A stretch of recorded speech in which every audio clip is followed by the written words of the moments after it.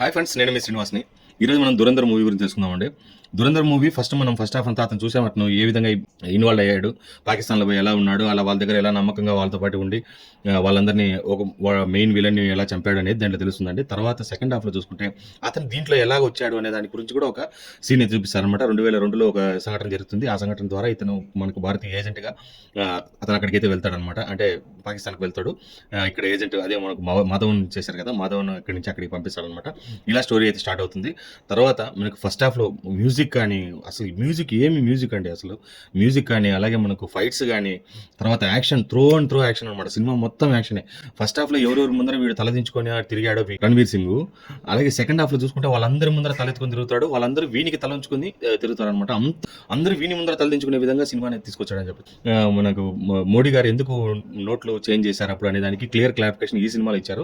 మీరు థియేటర్ వెళ్ళి చూడండి. చూసారంటే మీకు క్లియర్గా అర్థమవుతుంది అనమాట. పైరసీ అయితే చూడొద్దండి, థియేటర్ వెళ్ళి చూడండి. సినిమా అయితే చాలా సూపర్గా ఉంది. అర్జున్ రాంపాల్ కానీ, అలాగే సారా అర్జున్ కానీ, ఆ అమ్మాయికి పెద్దగా దీంట్లో క్యారెక్టర్ లేదు. ఫస్ట్ హాఫ్లో ఉన్నంత క్యారెక్టర్ సెకండ్ హాఫ్లో లేదు, కానీ వాళ్ళ మామూలుగా క్యారెక్టర్ చేసిన అతను అయితే త్రూ అవుట్ సినిమా అంతా ఉన్నాడు. చాలా సూపర్గా అతన్ని కూడా బాగా తీసుకొని వచ్చారనమాట. ఇప్పుడు ఉన్నాడు కదా అర్షద్ పప్పు అని, వాడిని ఈ సీన్లో నుంచి బయటికి పంపించి వీడి లహరిలో మెయిన్ అవ్వడానికి వాడు చేసిన ప్రయత్నం అయితే చాలా సూపర్గా ఉంటుంది.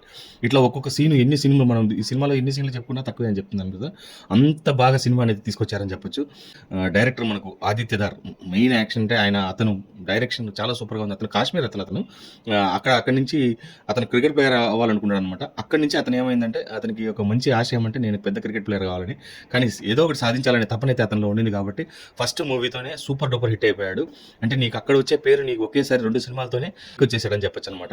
అంత మంచి ఎక్కడి నుంచి కూడా స్క్రీన్ ప్లే కానీ, అలాగే డైలాగ్స్ కానీ, అలాగే మనకు సినిమా ఎక్కడ బోర్ అనిపించదు. అంటే 3 గంటల 50 నిమిషాల పైన సినిమా వస్తుంది, ఎక్కడ కూడా సినిమాలో బోర్ అనిపించింది. నీకు ఫస్ట్ హాఫ్లో కొంచెం మనకు బోర్గా అనిపించినా కూడా సెకండ్ హాఫ్లో అంత హై వోల్టేజ్ యాక్షన్ రన్ అవుతున్నా కూడా మనకి ఎక్కడ బోర్ అనేది అనిపించదు అనమాట.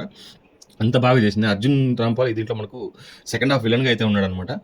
అతను కూడా మంచి క్యారెక్టర్ అని చెప్పొచ్చు. అంత బాగుంది సినిమా. మీరు ప్రతి ఒక్కరు చూడాల్సిన సినిమా. అంటే ఊరికి డైరెక్టర్ని హైప్ చేసుకొని, సినిమాని హైప్ చేసుకొని మేము పాన్ ఇండియా మూవీ చేస్తున్నాం అది ఇది అనేది చెప్తున్నారు, కానీ ఏ పాన్ ఇండియా మూవీ కాదు. సినిమా అయితే సినిమాని సినిమాలాగా చూపించేదే డైరెక్టర్ ఇది అనమాట. చాలా నీట్గా ఎంత క్లియర్గా ఆ సినిమాని తీసుకొచ్చాడు ముందుగానే అంటే కనుక మీరు అంతా ఈ సినిమాలోకి ఇన్వాల్వ్ అయిపోతారు.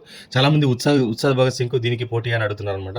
ఉత్సాద్ భగత్ సింగ్ వేరే స్టోరీ, ఇది వేరే స్టోరీ అండి. దానికి ఆయనకుండే పవన్ కళ్యాణ్ కుండే క్రేజ్ వేరే, అతనికి ఉండే క్రేజ్ వేరే. అతనికి 2 సినిమాల్లో విపరీతమైన క్రేజ్ వచ్చింది, అది వేరే. మనకి ఇది మాత్రం మన పాన్ ఇండియా మూవీ కాదు కదా ఉత్సాద్ భగత్ సింగ్. ఇండియా మన ఓన్లీ ఆంధ్రప్రదేశ్ తెలంగాణలో మాత్రమే ఇది సూపర్ డూపర్ హిట్ అయిపోతుంది. అది కూడా బాగానే ఉందండి, నాట్ బ్యాడ్. ఇంకా 2 సినిమాలు సూపర్ డూపర్ హిట్ అని చెప్పొచ్చు అనమాట. దాంట్లో దురంధర్ హైలీ పర్ఫార్మెన్స్ మూవీ అయిపోతుంది. ఇంత ఫ్రెండ్స్, వీడియో నచ్చితే లైక్ చేసి, షేర్ చేసి, సబ్స్క్రైబ్ చేయండి. అలాగే మీకు ఎలా అనిపించిందండి నాకు కమెంట్స్ రూపంలో తెలియజేయండి.